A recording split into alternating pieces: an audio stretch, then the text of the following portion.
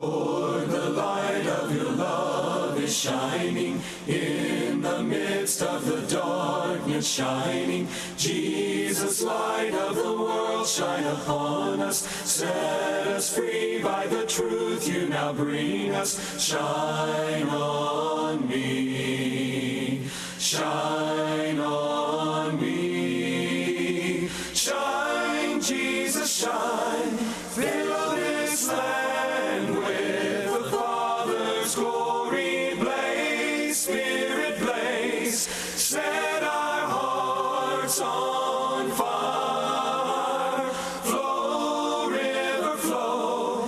Flood the nations with grace and mercy. Send forth your word, Lord, and let there be light. Good morning and welcome to another episode of Let the Bible Speak. My name is Alex Meredith, a preaching minister for the Marquette Church of Christ, and your host today for Let the Bible Speak. So go ahead and grab your Bible if you've got one with you, whether it's a paper copy or even on your phone or tablet. We've got I think, really interesting and really important few texts and passages to go over today in reference to the coming of Christ and what difference that made in the world. I want to start by telling you about my father and his interest, I should say, not obsession, his interest in Christmas decorations that really sparked a few years ago. So when I was growing up, we always had I guess a generic kind of decorations around the house and maybe something small on the outside, but nothing much around this time of year. But a few years ago, he really decided to just go all out. He said that his goal was to be like the Griswold's house, being able to be seen from space. And so he started decorating all over the place and all over the yard. And it was really spectacular. But I remember one of the funnier pieces that we had was a tree that was set in the garage window where if you were going by the house, you could see it right in the center there, but you couldn't see the top of it. And what he would do is he would cut off the top of the tree, he would put the top of the tree on the roof, and then he would put some shingles angled around the top of the tree to make it look like the tree had bust through the roof, right? And it was supposed to be, just something funny, something humorous, give people a laugh. And right beside that, on the roof, he had started to put in lettering. And the lettering made up three words. The three words that are probably really familiar to you around this time of year: peace on earth. Peace on earth. Of course, in reference to the coming of Christ and how that was a time of peace. And I can't help but question, is that really true? Was that really true? Did Jesus come to bring peace on earth? Well, let's look at a few passages together. We're going to start in Isaiah chapter 9.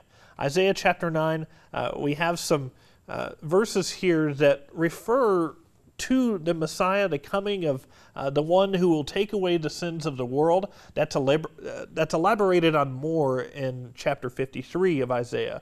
But here in chapter 9, we've got some reference to it, and I want to start reading in verse 5. So listen to this. For every boot of the trampling warrior in battle tumult, and every garment rolled in blood, will be burned as fuel for the fire. For to us a child is born, to us a son is given, and the government shall be upon his shoulder. And his name shall be called Wonderful Counselor, Mighty God, Everlasting Father, Prince of Peace.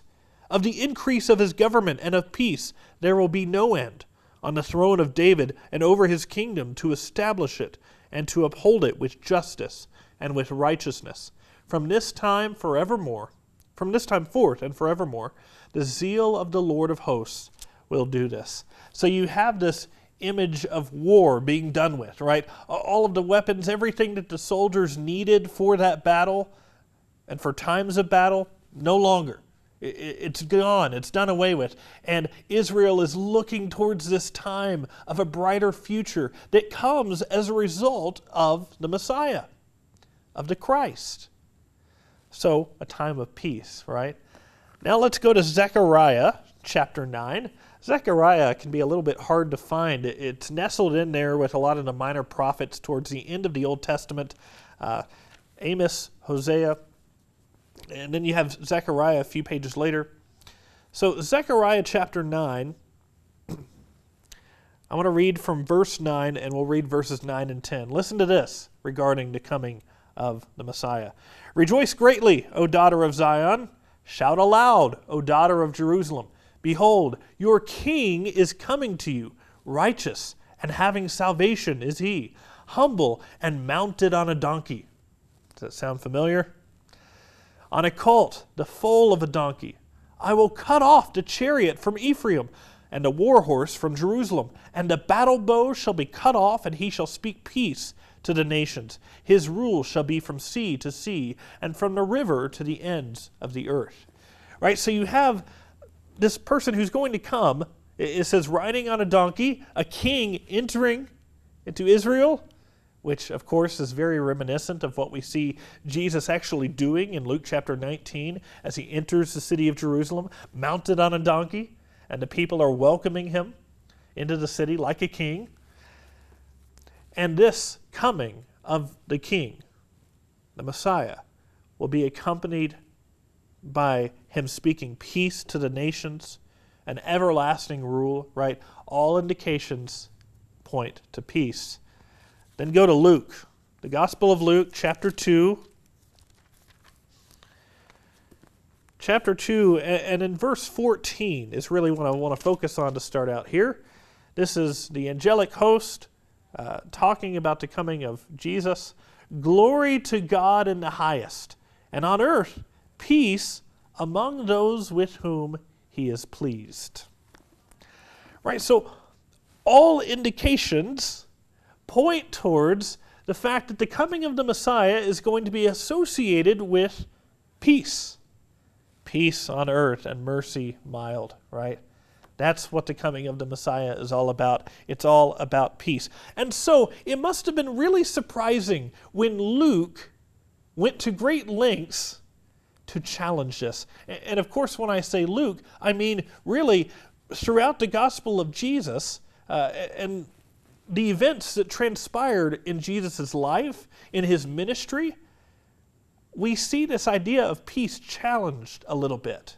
So listen here, still in chapter 2, Luke chapter 2, but just a few verses later, in verse 34, this is when Jesus is brought to the temple to be blessed, and he is met by a man named Simeon, who we find out he was told by God that he would experience or bear witness to the healing of the nations.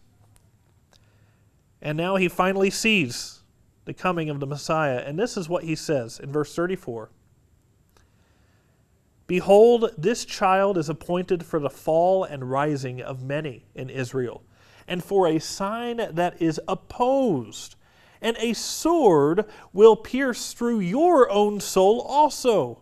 That's said to Mary, by the way. So that thoughts from many hearts may be revealed. Must have been a little surprising when they found out that peace wasn't all that Jesus would bring, right? There's going to be some conflict and some opposition that would arise as a result of Jesus' coming. Now go to Luke chapter 14. Luke chapter 14, starting in verse 25. We'll read through verse 27.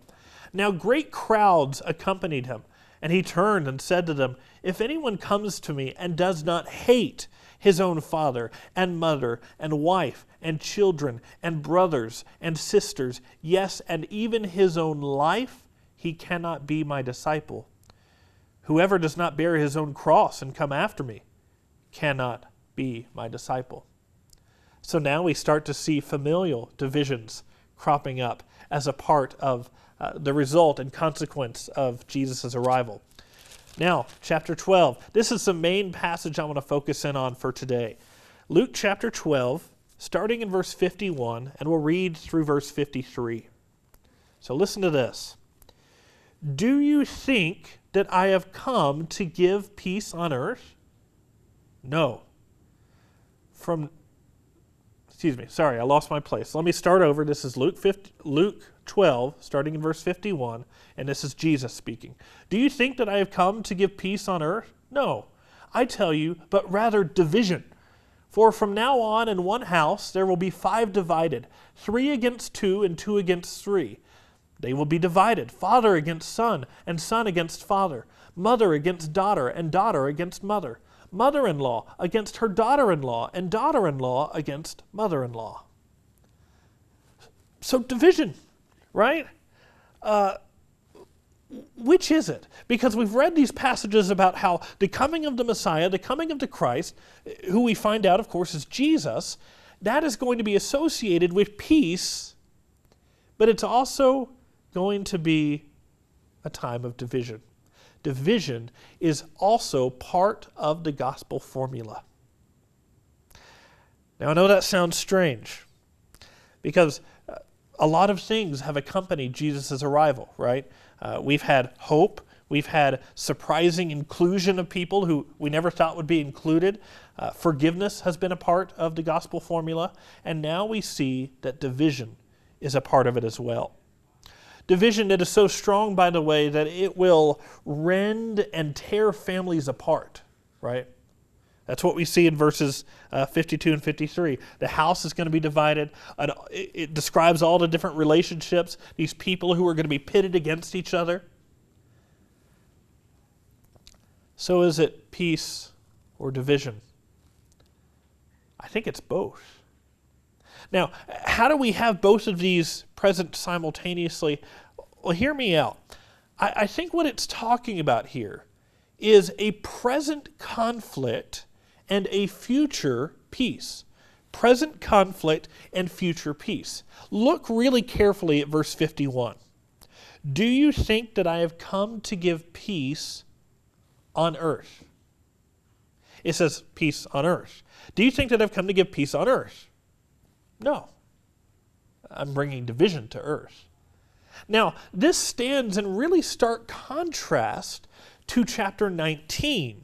In chapter 19, verse 38, we have a reference. As the crowds are welcoming Jesus into Jerusalem, they say something a little bit different. They don't talk about peace on earth. Instead, they talk about peace in heaven. Right? Peace in heaven. In other words, right now on earth, as we experience this life as it is right now until Jesus comes again, there will be a present conflict, but we're looking forward to a time of peace. Right? We can see the division and conflict continue in Jesus' ministry, even in chapter 19, verse 42, just a few verses later, after the crowds were talking about peace in heaven, not peace on earth, we see the Pharisees telling Jesus, tells them to be quiet, right? They're already rejecting Jesus. And that's the key, right? There is present conflict in the world because people will inevitably, as long as they have the free will to do so and the opportunity to do so, and before they stand in judgment before the judgment seat of Christ, people will always, or I should say there will always be people who will reject Jesus. And that's the key to understanding the present conflict. This isn't God's doing. Jesus, I don't think, wants division, but I think he understands that the gospel, because people are stubborn, the gospel has a tendency to disrupt the family system, not because that's in God's design, but because people are inevitably disobedient and stubborn and will reject God and will reject Jesus, right? So it's a result of mankind's rejection and lack of positive response to God's action in the world. It's sort of like in the book of Exodus when we talk about the hardening of Pharaoh's heart, right? Early on, while the 10 plagues were going on, it says that Pharaoh hardened his heart. But then later on, it uses the phraseology, it changes it a little bit. It says, and God hardened Pharaoh's heart. And it wasn't that Pharaoh had no choice in the matter, that he lost his free will. It was that God knew what his response was going to be.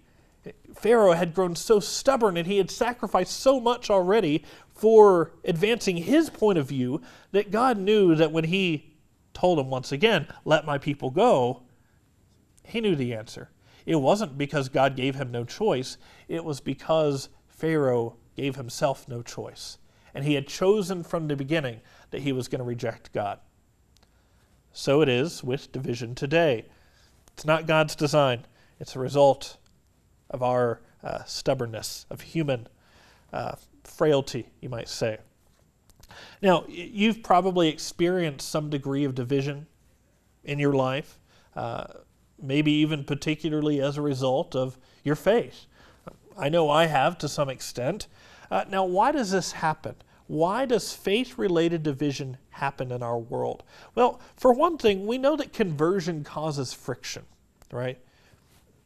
That's a reality that we face. Conversion causes friction. I remember talking with a young woman one time whose father was Muslim, and he was kind of upset that his daughter was being taught all these things about Jesus and baptism and this, that, and the other.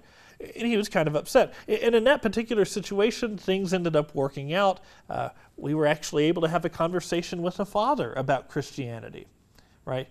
But that's not always the case. Sometimes somebody is converted to Christianity and family is very unhappy about it. And it's very hard to come to terms and reconcile those differences. So we know for one thing, conversion causes friction. That's part of the faith-related conflict that we face. We also know that there are differing opinions on the value of religion.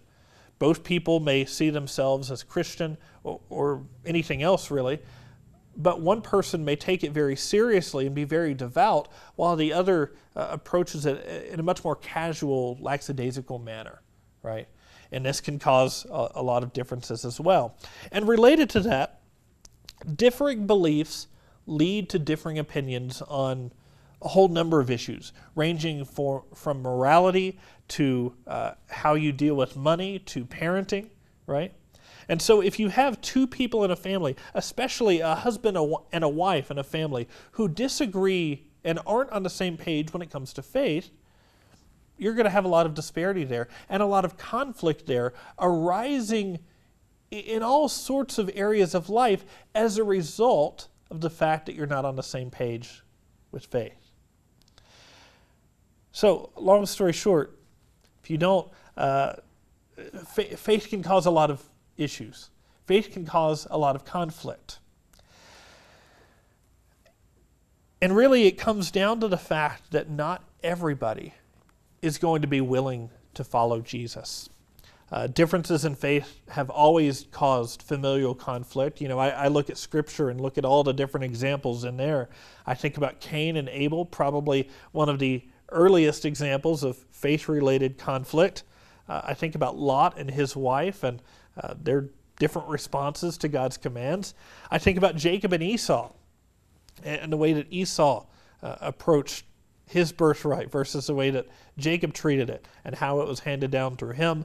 I think about Moses and Miriam, a brother and sister who ended up in conflict, right? So even in Scripture, we have all these examples of faith causing especially family-related and household conflicts.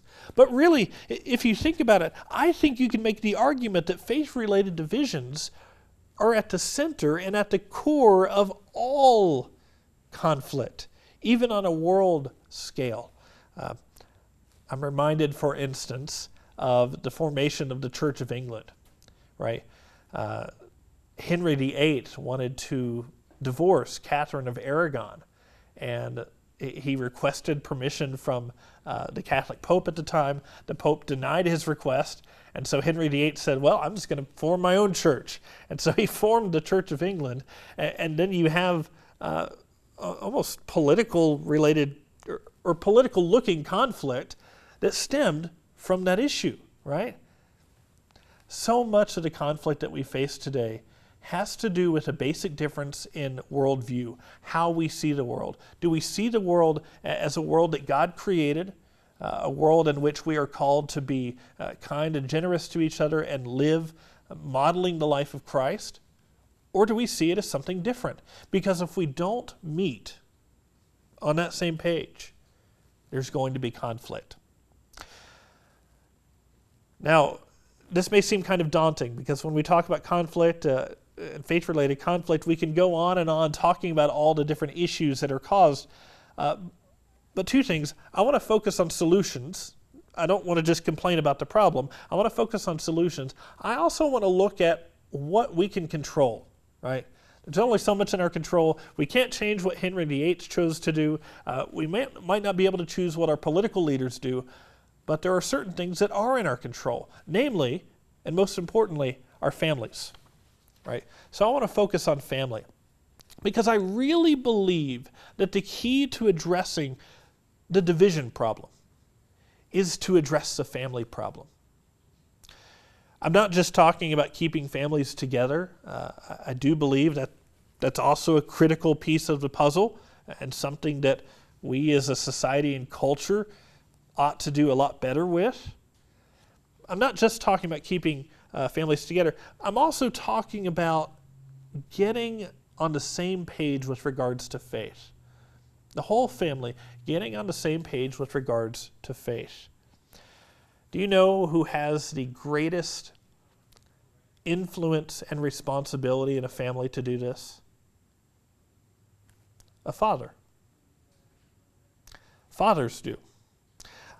And I'll back this up. Listen to this. Listen to these statistics. If only a mother attends worship services regularly, 1 in 50 children become regular attendees as adults. 1 in 50, right? If only the mother attends. If the father attends regularly, regardless of what the mother does, think about that. If the father attends regardless of what the mother does, 70% of children become regular attendees. If only the mother attends Sunday school, about 15% of children will attend as adults, whereas if only the father attends Sunday school, about 55% of children will attend as adults. If we want to fix the family problem, and thus the division problem, we really need to work on encouraging fathers to be the spiritual leaders that God designed them to be. Go to church. Attend regularly, if that's something that you're able to do. It doesn't just make a difference to you. It makes a difference to your family, as far as the example that you set. It makes a difference to the church as far as what you can contribute. It makes a difference to God. Go to church. Talk about the Bible openly. Be willing to talk about hard questions. Ask hard questions yourself. Pray together as a family. I know that's really hard to do. We're so distracted and so busy in our lives today. It's really easy for things like that to go to the wayside. Make it an intentional habit, right? An intentional habit to pray together. We also need to talk about, our culture's false narrative of what a man should look like. And I know, this can go in 1,000 different directions, but I know at least one of the things that I heard growing up. Not necessarily even from my family either. But one of the things that I think is impressed upon a lot of young men today is that if you want to be a man, you've got to show your physical dominance. You've got to show how strong you are. You've got to show this and that. And you've really got to show them. You've got to prove it. That's not what makes a man. What makes a man more than anything is being a Christ-like example. We need to erase the false narratives and start showing people what genuine fatherhood is supposed to look like. Church, more than anything, I think, needs a paternal revolution. Well, as much as we talk about the division that's here, I've got some good news, and the good news is it won't be that way forever, right? Because we do face this reality of division, I think we need to face it with with a certain expectation going in, that we know that if we're really committed to Christianity, it might have some effects, and some of the results of which we might not immediately be happy with, because it may cause some friction. There may be some problems arise there. And we need to face that reality with courage, with love, with dignity, with grace. But it won't be that way forever. Because as much as we talk about division between family and friends and all of that, God hasn't really given up on anybody. God will make the final division that will end all divisiveness. That's what we hear in Matthew 24. He will separate this from that, the righteous from the unrighteous. And that will end all divisiveness. But even while we're here on earth, we know that God hasn't given up on anybody. And as much as we may experience that friction in our lives, we can look at our family, we can look at our friends, and we can still see people that God has not given up on. Because there's still time, there's still a chance that they may choose to come back. And maybe you can be a part of that guiding process, leading them back home. A friend of mine down in Texas described it like this. He said that God left a porch light on, and he's just waiting for somebody to come back, knock on the door. And when he does, he'll open the door gladly and rejoicing and embrace you because you've returned back home. Well, we're about out of time here. I do want to share with you a few things, and one new thing. But first I want to tell you and remind you about our Bible correspondence courses. We do offer a 7-part series. If you want to participate in this, you just need to contact us. Let us know that you want to participate. We'll send you the first booklet. You fill it out. It has a few passages for you to look at and study. You fill it out, send it back to us. We'll give you some feedback and give you the next one until you get through all 7. It's a tool to help you study the Bible. If you're going to do that or you want help following along with the show, we do have a hardcover ESV Bible. If that's of interest to you or you just want a Bible to read through and study, let us know. We'll send one to you free of charge. Our contact information is up there on the screen. You can reach us at the Marquette Church of Christ, P.O. Box 372. That's in Marquette, Michigan, zip code 49855. And you can find a lot more information on Let the Bible Speak. And if we got the new graphic up, I wanted to tell you about, there it is. We have a podcast, Let the Bible Speak UP. There are other similar ministries called Let the Bible Speak. So search Let the Bible Speak UP. You can find us on Podbean. You can also find us on Spotify. We are just now, today is the first day that the first full episode is being released. We do plan to release regular episodes every week alongside the TV program. And it's really an extension of our TV program. The episodes will be the same that we do here on TV, but we want to be able to reach out to as many people as possible. So if that's of interest to you, go ahead and search us out, follow us on those pages. Thank you so much for joining us this morning on Let the Bible Speak. We hope you have a wonderful week. May God bless you in all your endeavors and give you peace. Spirit blaze, set our hearts on fire. Flow, river flow, flood the nations with grace and mercy. Send forth your word, Lord.